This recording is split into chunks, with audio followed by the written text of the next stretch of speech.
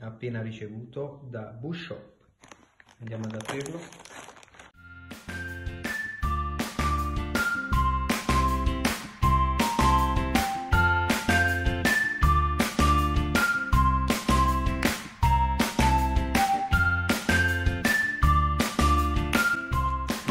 Voilà.